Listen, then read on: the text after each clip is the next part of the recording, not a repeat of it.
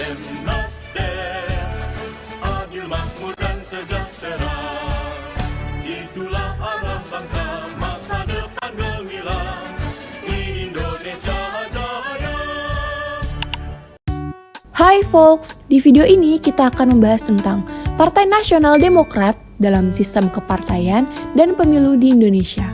Partai Nasional Demokrat atau as you guys know Partai Nasdem merupakan salah satu partai politik nasional yang memiliki pengaruh cukup besar dalam perkembangan politik Indonesia saat ini. Partai ini dikenal dengan gagasan restorasi Indonesia dan aktif berpartisipasi dalam berbagai pemilu nasional.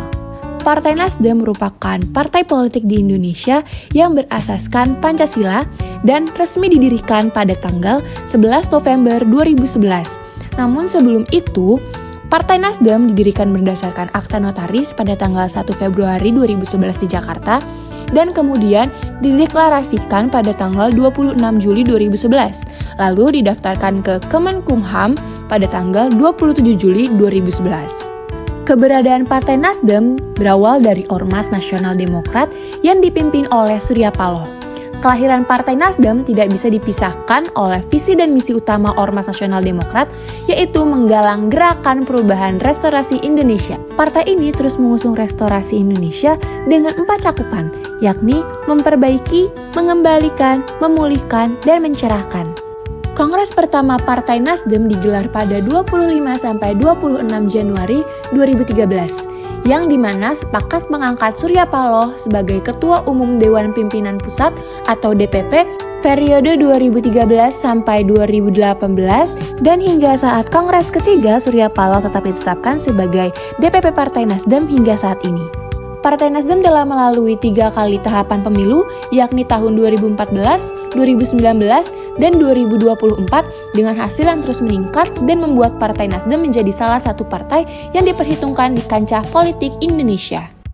Partai Nasdem merupakan salah satu partai politik nasional yang terus menunjukkan perkembangan signifikannya di Indonesia. Sejak pertama mengikuti pemilu tahun 2014, Nasdem berhasil memperoleh 8,4 juta suara atau 6,72% suara nasional dan meraih 35 kursi DPR RI. Kemudian, pada pemilu 2019, perolehan suara Nasdem meningkat menjadi 12,6 juta suara atau 9,05% dengan 59 kursi DPR RI. Hal ini merupakan tren positif yang berlanjut pada pemilu 2024, di mana Nasdem memperoleh sekitar 14,6 juta suara atau 9,66% suara nasional dan berhasil meraih 69 kursi DPR RI. Hal ini menjadi perolehan tertinggi Nasdem sepanjang sejarah partai. Kemudian, basis massa Nasdem tersebar di berbagai wilayah Indonesia, terutama di Sulawesi, Sumatera, dan beberapa wilayah Indonesia Timur. Dukungan Nasdem juga kuat di kawasan perkotaan, terutama dari kalangan usia produktif, generasi muda, profesional, dan kelas menengah yang dekat dengan gagasan perubahan. Dalam strategi kampanye, Nasdem memadukan kekuatan media sosial, media digital, dan pendekatan langsung ke masyarakat. Nasdem aktif menggunakan televisi, media online, serta media sosial seperti Instagram dan YouTube untuk membangun citra partai dan menjangkau pemilih muda. Di berbagai daerah, strategi digital tersebut diperkuat dengan kampanye tatap muka seperti sosialisasi langsung serta pendekatan door-to-door bersama tokoh masyarakat dan komunitas lokal. Nasdem juga dikenal kuat dalam membangun koalisi politik serta mengandalkan figur-figur berpengaruh baik di tingkat nasional maupun daerah. Secara keseluruhan, kekuatan Partai Nasdem dibangun melalui kombinasi antara pertumbuhan suara yang konsisten, basis massa yang luas, serta strategi kampanye digital yang adaptif, serta kedekatan dengan masyarakat di berbagai daerah Indonesia. Partai Nasdem memegang posisi strategis sebagai kingmaker dalam sistem multipartai Indonesia. Didukung oleh infrastruktur media yang kuat dan popularitas figur publik, namun kekuatan ini dibayangi oleh ketergantungan tinggi pada sosok sentral Surya Paloh dan identitas ideologis yang pragmatis. Sistem kaderisasinya cenderung instan karena sering merekrut tokoh eksternal berelektabilitas tinggi demi mendongkrak suara secara cepat. Terkait keterwakilan perempuan, Nasdem konsisten memenuhi kuota afirmasi pencalegan. meski peran mereka di struktur inti pengambil keputusan masih terbatas. Sementara itu, aturan parliamentary threshold bukan lagi hambatan besar karena basis massa partai terbukti stabil di papan atas parlemen.